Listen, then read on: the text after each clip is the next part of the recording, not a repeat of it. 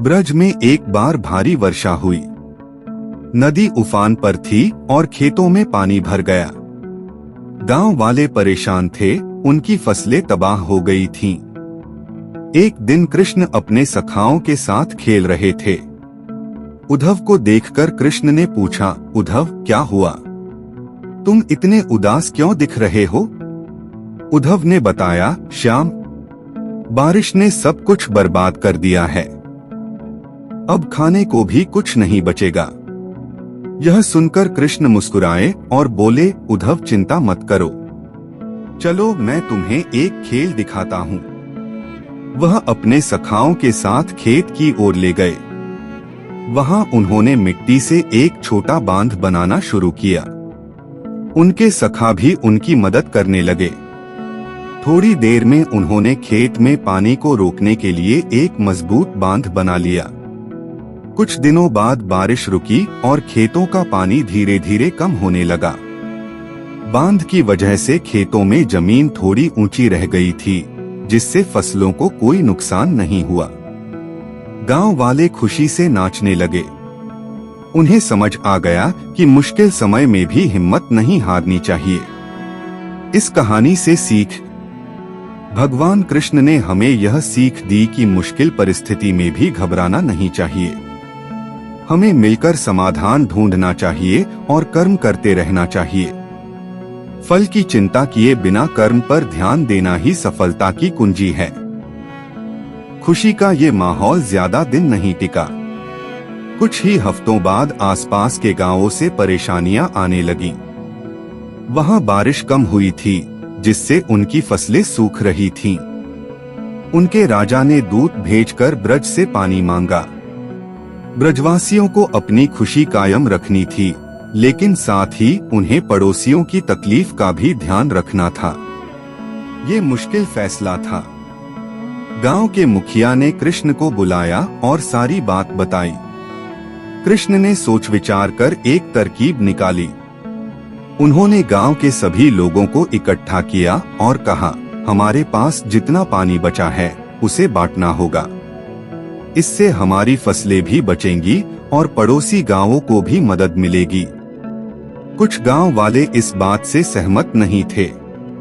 उनका कहना था कि उन्होंने मेहनत करके पानी बचाया है, अब ये दूसरों को क्यों दें। तभी कृष्ण आगे बोले, पानी बांटने से हम दरअसल खुशी बांट रहे हैं।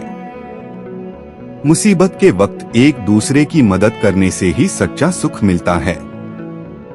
अगर हम पानी दे देते हैं तो भविष्य में हमें भी किसी मदद की जरूरत पड़ेगी, तब वे जरूर हमारी सहायता करेंगे। कृष्ण की बातों का असर हुआ। गांव वालों ने माना कि कृष्ण सही कह रहे हैं। उन्होंने मिलजुल कर पानी बांटा। ब्रज में थोड़ी कम फसल हुई, लेकिन खुशी कम नहीं हुई। साथ ही आसपास के गांवों में भी फसलें बच गईं और वहां खुशियां लौट आईं। इस तरह कृष्ण ने ब्रजवासियों को ये सीख दी कि सुख दुख में सब साथ हैं और दूसरों की मदद करने से ही असली खुशी मिलती है। कुछ साल बाद ब्रज में फिर से सूखा पड़ा। बारिश बिल्कुल नहीं हुई थी और खेत सूख चुके थे। ब्रजवासी निराश थे। इस बार उनके पास बचा हुआ पानी भी नहीं था। एक शाम कृष्ण अपने बांसुरी की मीठी धुन बजा रहे थे। उनकी धुन दूर दूर तक जंगल में फैल गई। जंगल में रहने वाले पेड़ पौधे और जीव जंतु कृष्ण की धुन सुनकर मंत्रमुग्ध हो गए। एक बूढ़ा पीपल का पेड़ भी कृष्ण की धुन सुनकर मोहित हो गया।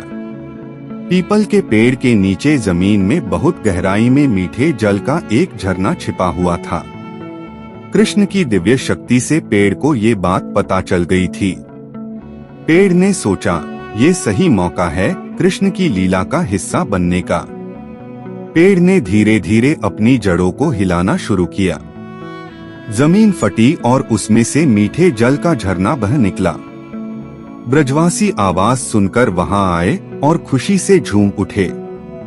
उन्होंने तुरंत ही खेतों में नहरें बनाई और खेतों को सींचना शुरू कर दिया।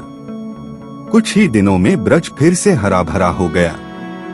फसलें लहलहाने लगीं और ब्रजवासियों में खुशियां लौट आईं। उन्हें समझ आ गया कि हर मुश्किल के साथ एक रास्ता भी आता है। ये भी कृष्ण की ही लीला थी जिसने उनकी मदद की। इस कहानी से सीख मिलती है कि हमें कभी भी हार नहीं माननी चाहिए। मुश्किल परिस्थिति में भी भगवान हमारी सहायता करते हैं, बस हमें उनकी लीला पर भरोसा रखना चाहिए।